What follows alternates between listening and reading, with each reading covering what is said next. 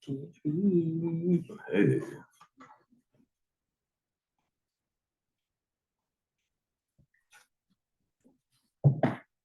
Hello, everybody. This is Regina Harrell, your motivational strategist in the house. Welcome to my Embrace Life podcast.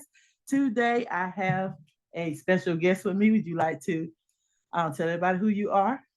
Yes, my name is Rickie Taylor. I'm a actor, model, uh, entertainer.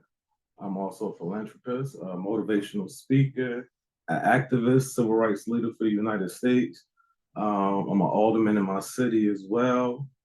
I fight for at-risk youth, um, at-risk communities, also fight for equality, justice, women's rights, also speak for various families who have lost their family member in unjust ways.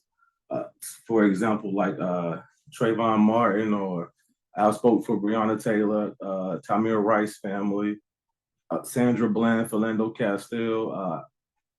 I just spoke for the 50th celebration for Martin Luther King. I spoke for Malcolm X as well for his event, and I also had the opportunity to speak in Charlottesville, Virginia, when they had a lot of racism stuff going on to help bring us all together and get some type of unity and clarity in our world. Um, Outside of that, I also do fight for and believe in helping sexually abused victims. So I work with True Justice.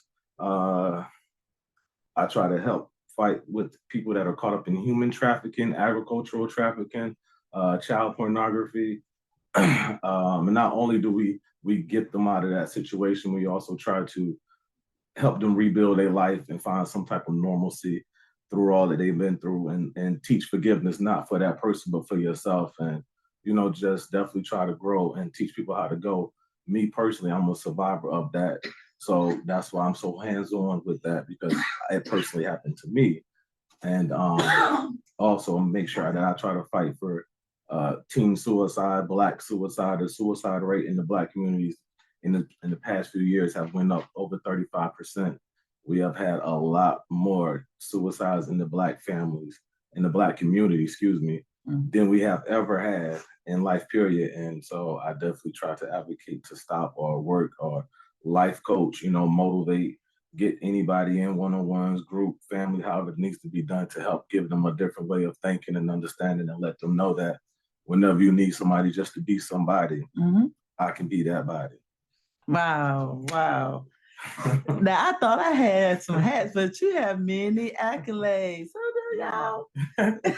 I've been knowing him for, quite a bit now, and I ain't know none of that. Wow. That's awesome. Yeah.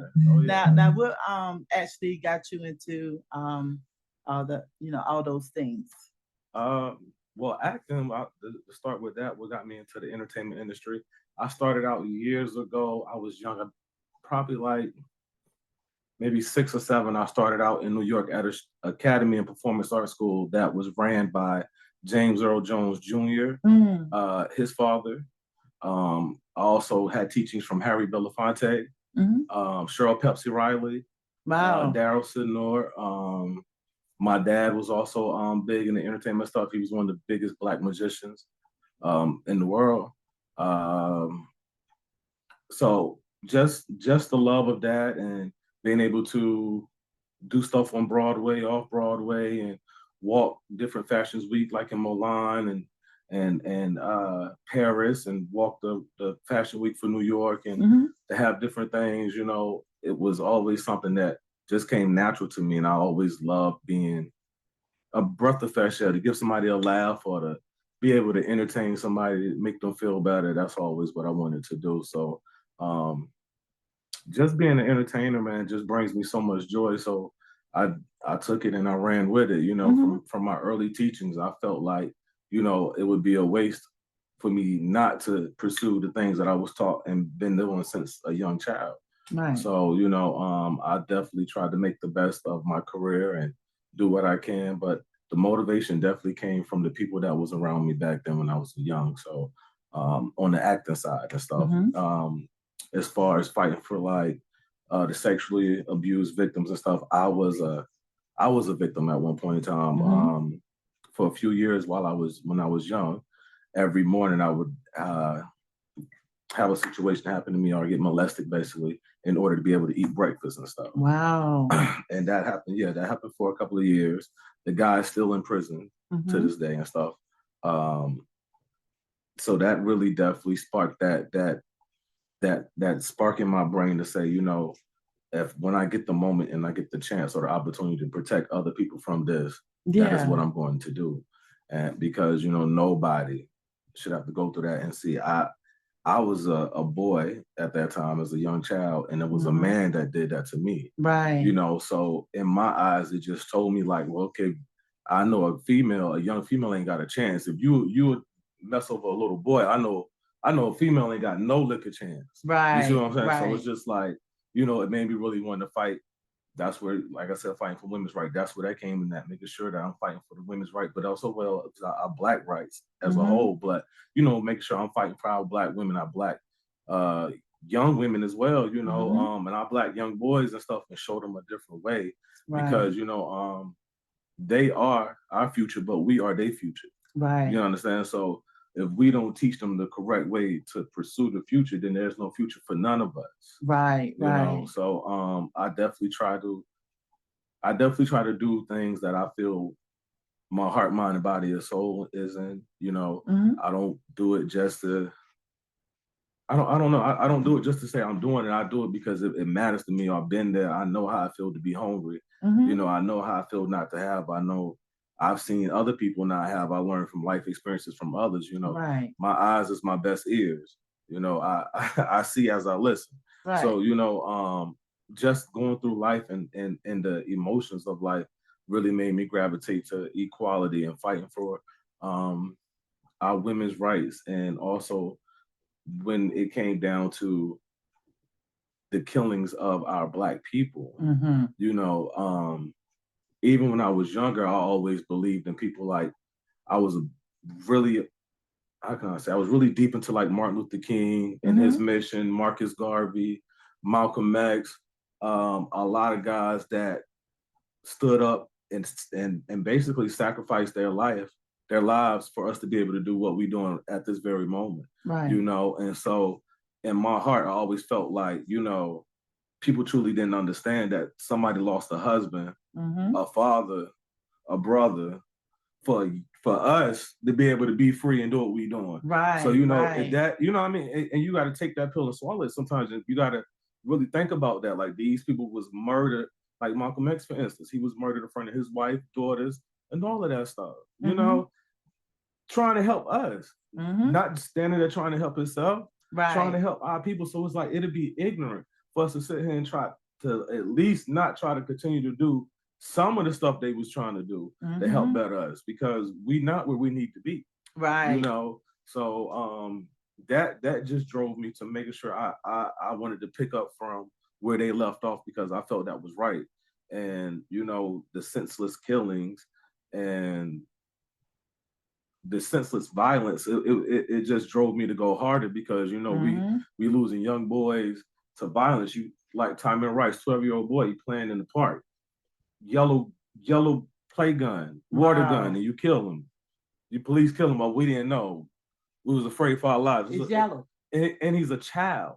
It was a child. That's crazy. You know, so that's just some of the examples and stuff that we have going on, you know. And he's not the only child that has faced that just in these whole recent years, if we want to be completely honest, you know. So, you know what I mean? It is just crazy, the murder rate that we have going on here.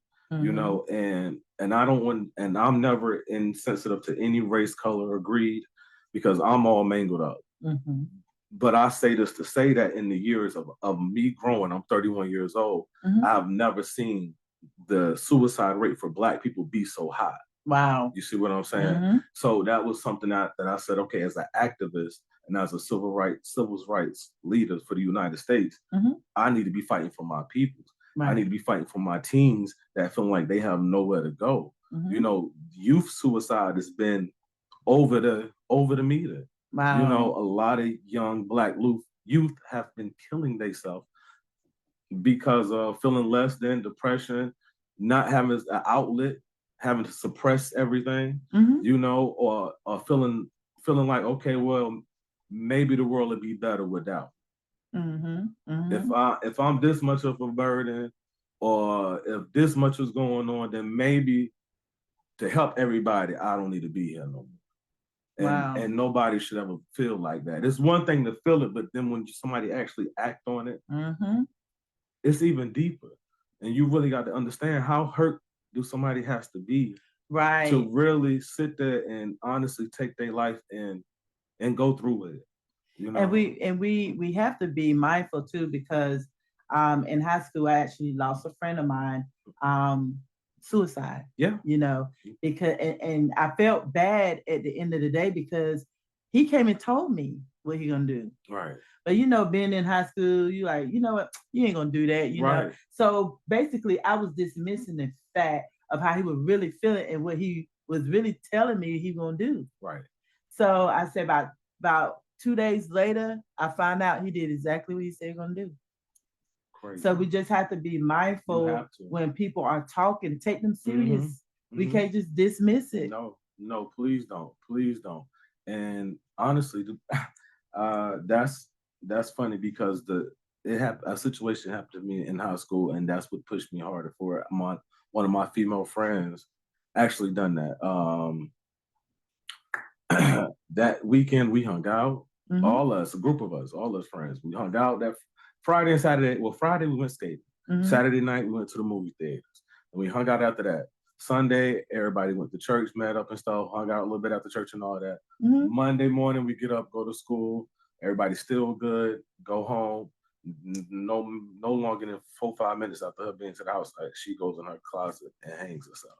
Wow. None of us seen. Knew right. You know, never even had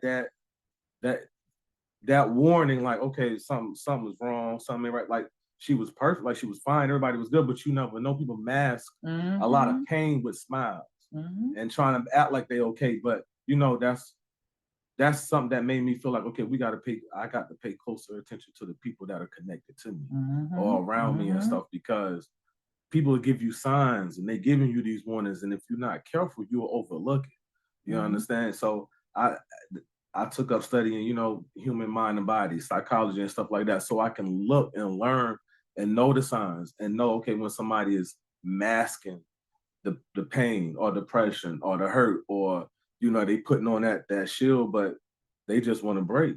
They just want to break. So, you know, I took them courses and stuff like that, so I could be able to do this, you know, and having my platform and being an actor and all that stuff, and is a way for me to have a platform to build, how can I say,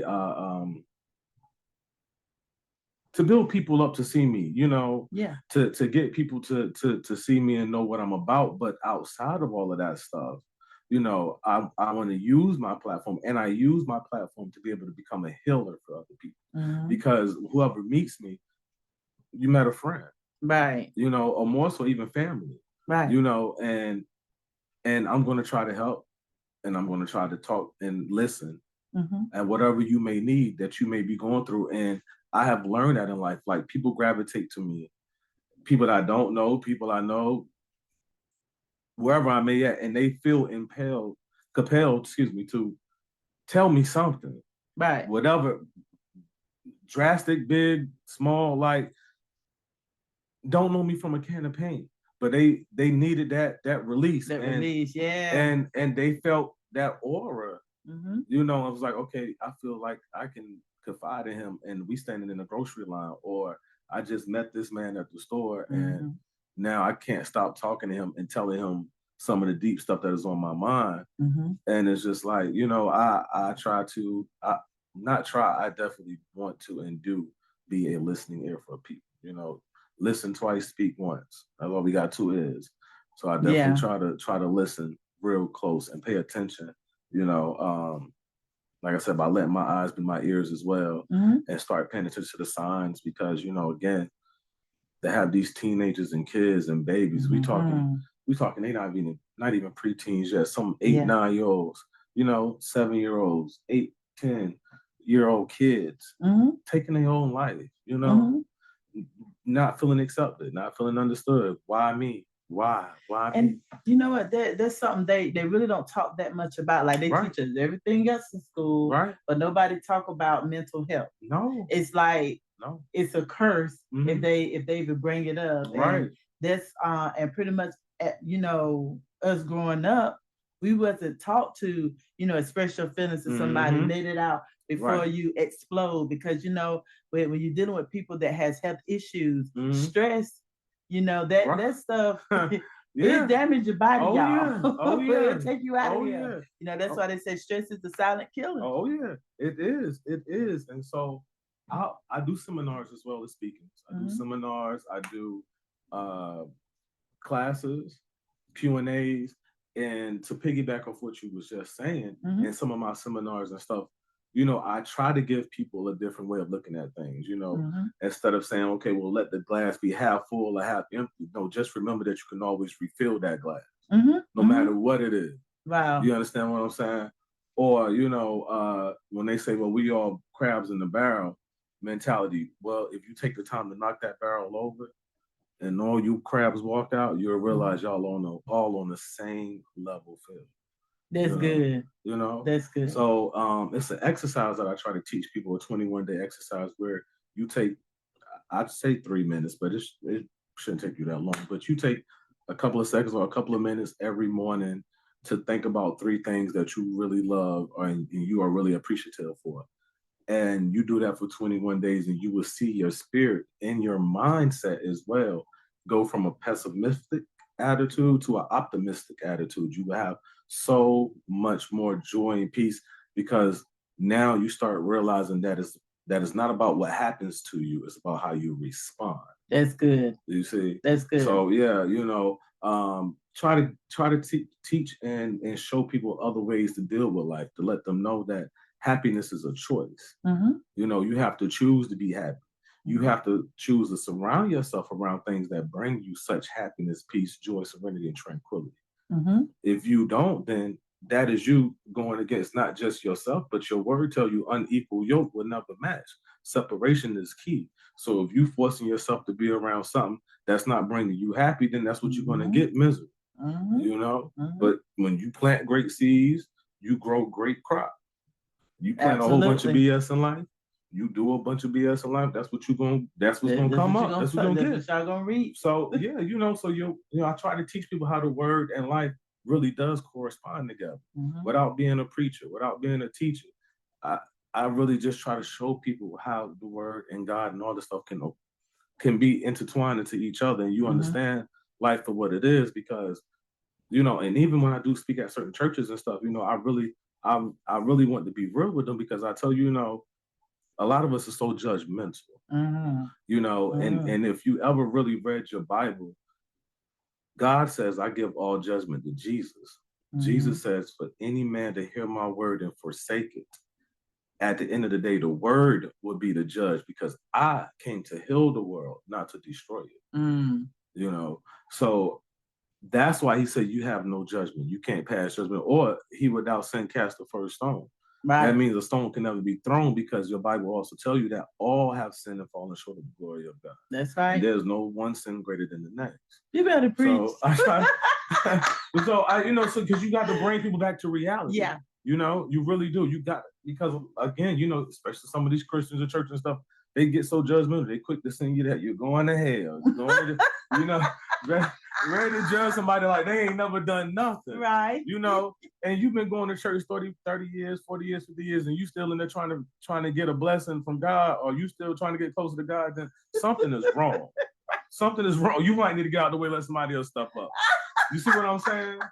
Because please, because when you step outside, it don't take you all day to recognize the sun. It click, boom. Invest in your lifestyle today with Embrace Magazine. It's a self-care magazine that caters to your physical, mental, spiritual, and financial lifestyle. It features relationship building, self-care tips, style, and much more. Embrace Magazine encourages you to evolve, emerge, and empower. Get your copy today.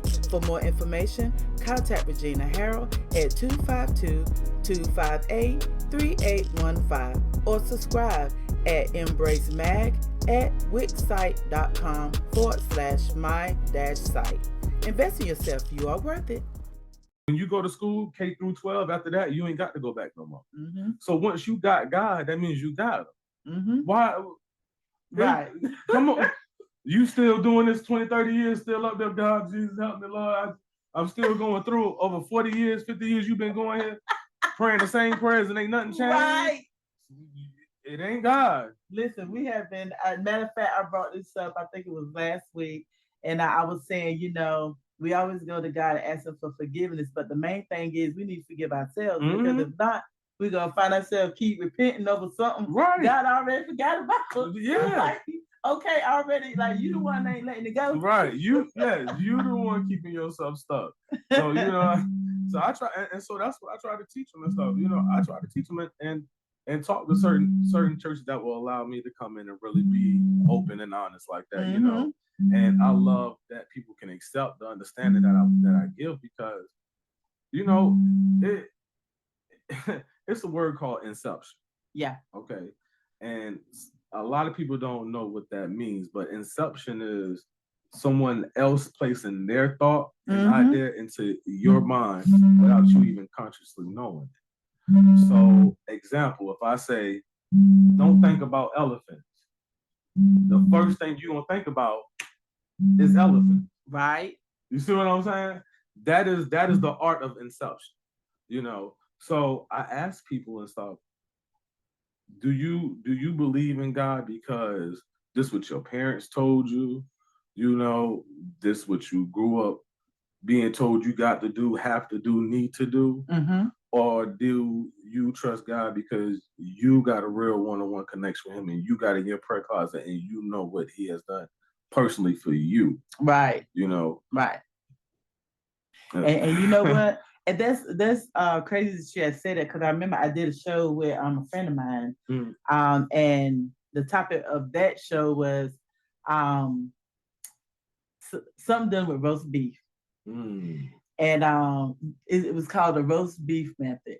Okay. So what was going on was in the family, it started out with grandma cooking the roast beef a certain way. She would always cut off the two sizes and put it in the oven. So as each person grew up, they found themselves every time they cook roast beef, they would always cut the size out. So one day, one of the grandkids were like, Ma, why we do this? Like, why do we cut off the sides? She said, oh, because my mom, she always did it, blah blah blah. So she went and actually asked her grandmother. She said, why do you always cut the sides off the roast beef? She said, honey, I needed to fit in the stove. So here's the thing. We are, we do what we see. Without question. Without question. Right.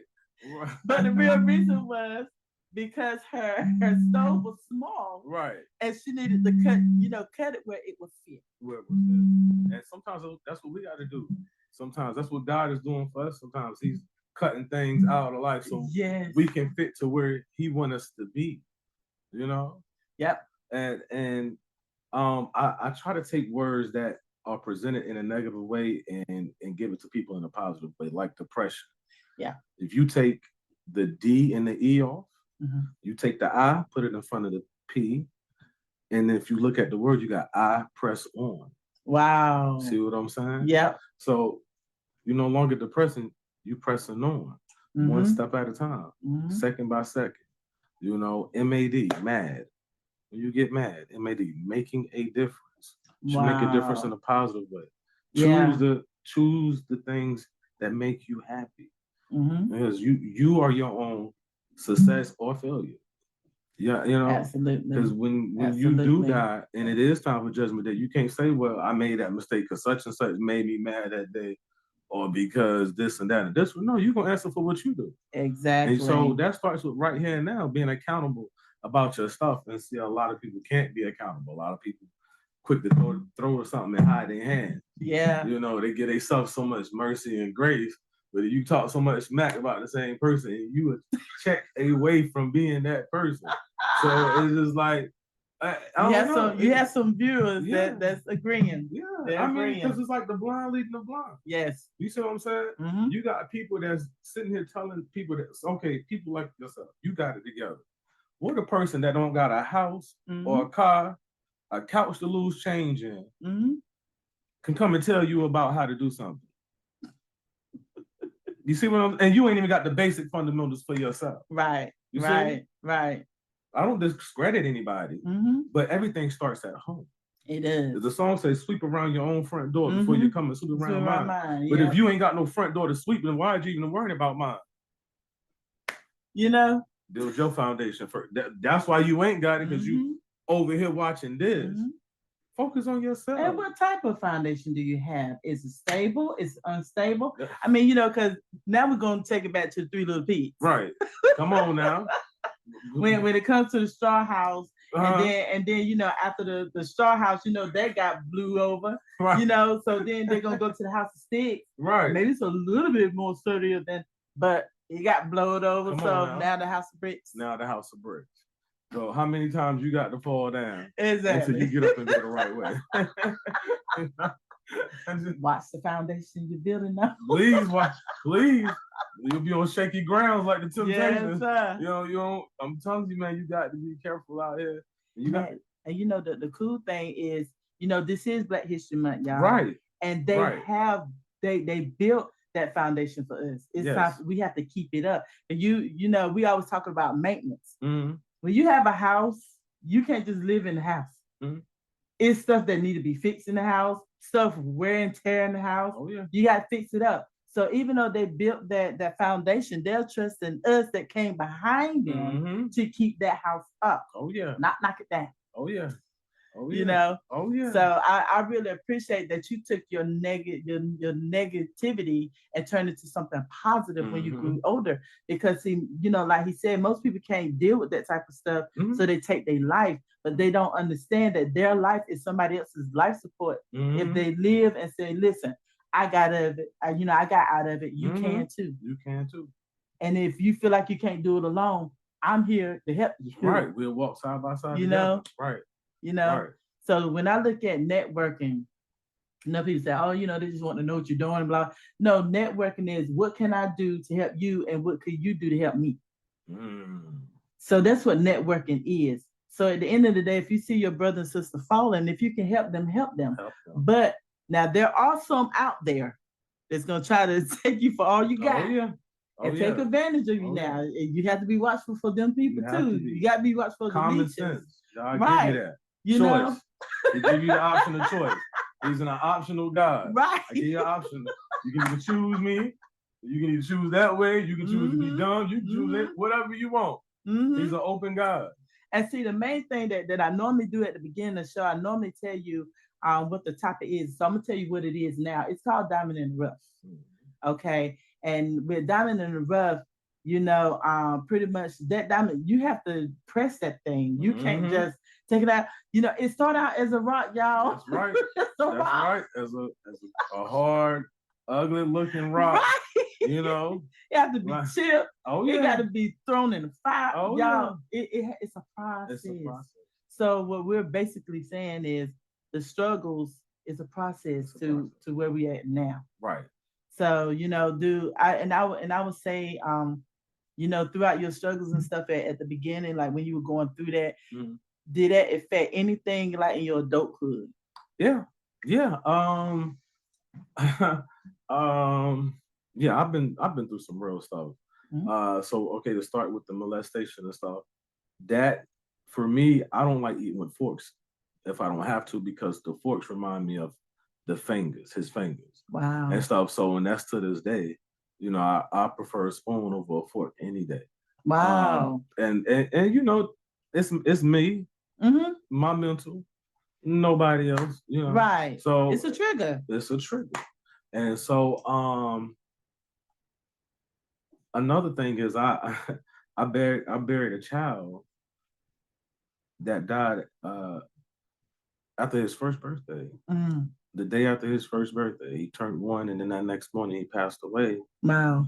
And right in Greenville Hospice. I was 17 years old.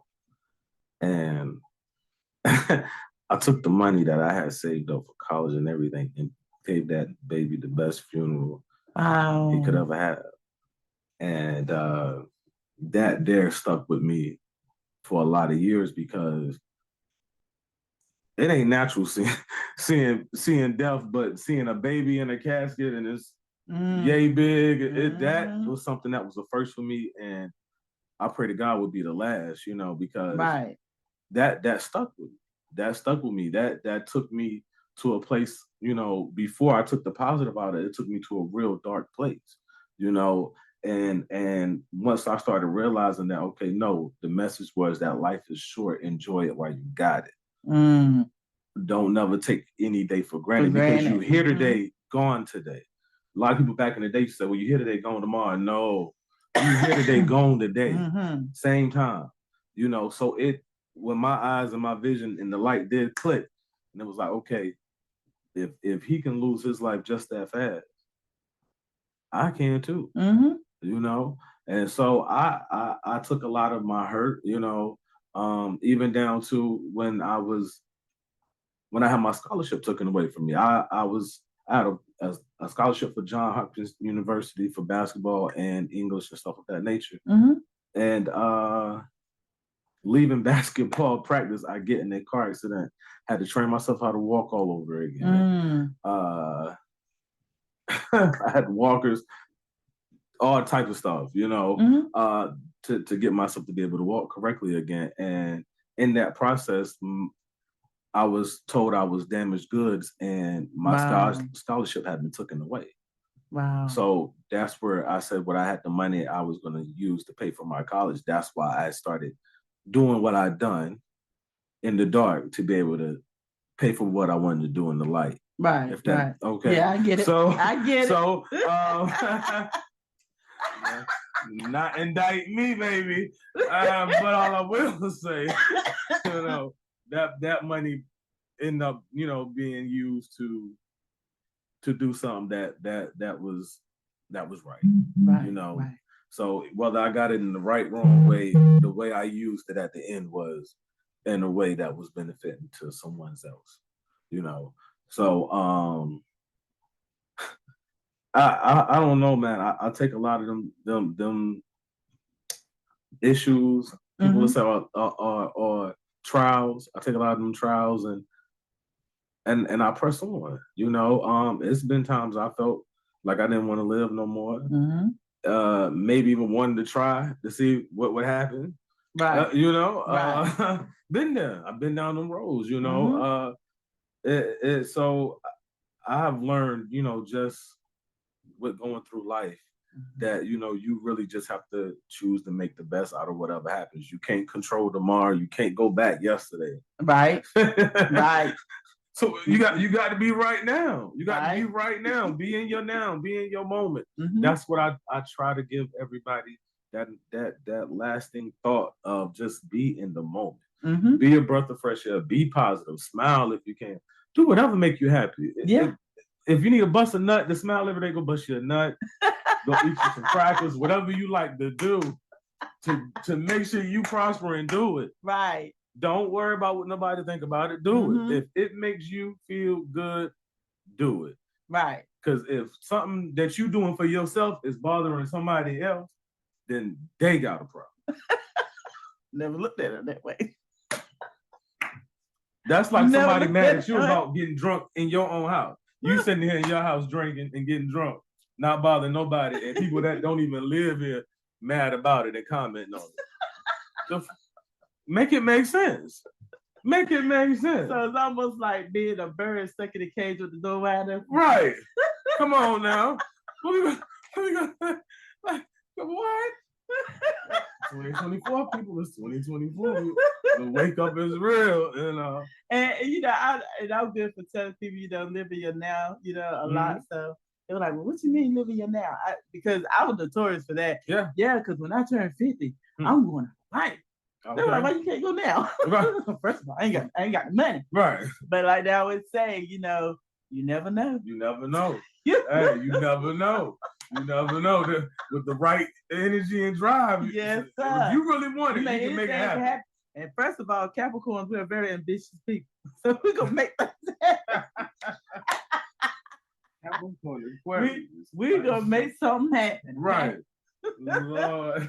But yeah, you know, I kept hearing especially a lot of my classmates growing up, you know, when I get old, I'm gonna do this and I'm gonna do that. And, yeah. You know, but then majority of them is like dropping like flies. My age. Right. Right. And you know, even last year, that would have been it for me. Right.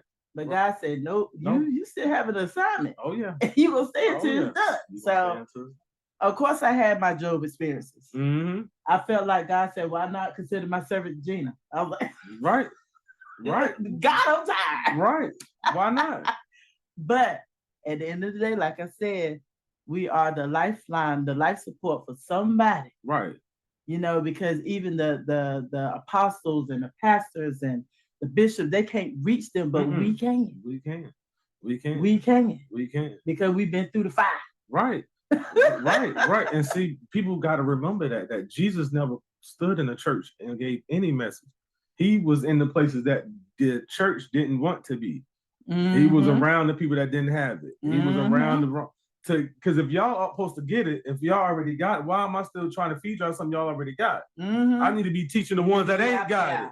You see what I'm saying? Right. So if you in church and you say you know me, you love me, then to know me is to have me forever. Why am I still stuck with you then? And this brother man who may not know better at all. That's why he said, I pity babies and fools. Never argue with a fool, because then you'll never know who the fool is. Come on now. Lack of knowledge, you shall perish. You understand? So I ain't gonna play no games with you. I'll tell you, I ain't gonna play no games with you. I'm very real. In my seminars, my speakers, I don't care where I'm at. I am real. I let them know I ain't Jesus. I ain't God. You already had somebody die for you. Yeah. Jesus did that. Malcolm, Martin, all the people, they did that. If you think I'm gonna be the one that's gonna die for your brain to click, oh, let me get it together now, you got the wrong message. I'm not that person. But see, Jesus came to where they were too. He came to where they were. I don't remember seeing him standing on the podium. No, he was in the corners. I don't remember, him saying, don't call me Jesus, call me apostle, or he didn't say. No. He came to where they were. That was very humble. And so that's why people got to get back to it, man. Stop judging people all the daggone time. Let people live. Let people live their life, and be the change you want to see. Be the change you want to see. Yeah. You can't say that on my wall right. If you gonna sit here and complain about something, then change it. Yeah. If you ain't gonna change it, then hush your mouth. And guess who the biggest models? You. Come on now. They watching you. Just like somebody said, such and such, they want me to go to church with them. But when I see them, they always have an attitude. They always frowning. I don't want to go to their church. Right. Like, no, I want to go where the spirit is at. They watching y'all. Right. Looking at coming for all the wrong reasons. I'm gonna tell you, see, listen, it's like this. It's a fact that iron sharpens iron. People strengthen people. Not books. Right. Not this, not that. Us as people, we strengthen each other.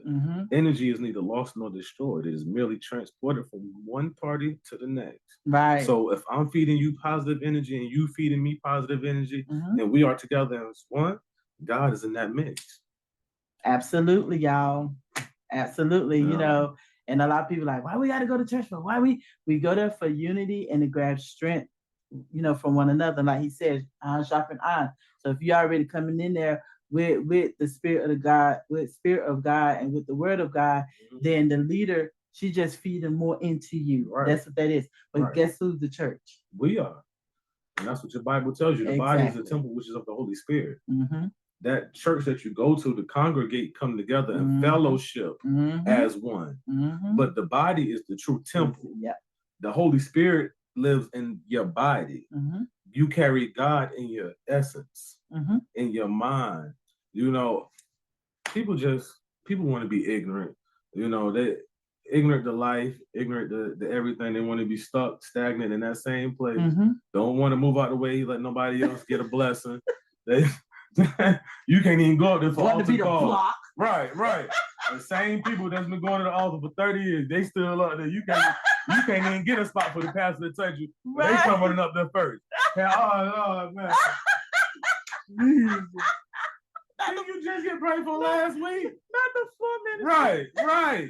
Right. Before the person to give me a touch, you already there. Oh God. Jeez. You ain't even get touched. How you fall? Let's see it. That's a false for anything. Right. I'm created in my God's image, so I got a sense of humor. I know you do too. But pray for me. How about that? I'm still working on myself. Lord. They were like, how much you talk to God? I think I get on God now. Thank you. Because the way I talk to him like I talk to you. Just about thank you. I know he said that boy there is crazy. For real. If I said, man, she called me one more time. What? Real quick. Middle of the day, I pray 3 times right there. What happened to you? What I need to talk about? You know what? I don't even remember. I don't even remember. Let me just sit here and think. We can look at each other, Jesus. Let's enjoy the moment, God. Let's enjoy this moment. It's all about relationship. Do you know God? But do you have a relationship? Right. Because when you have a relationship, you hear His word, you know His voice. Right. When you hear it, because I always use this as anything like a mother that has a child and there's 10 other kids over there. We know which one is ours when everybody crying. Correct. So when you have a relationship, you know your father's voice when you talk to him. So, at that moment when you say you had those thoughts and feelings of, maybe I shouldn't be here anymore. And God probably said, oh, I need you. God don't want no pumps. He don't want no pumps. He wants somebody that's bold, that's going to go out there and take that head home. So that's what He's using for as a captain. So that's awesome. I do believe that. He gives his strongest soldiers the hardest fight.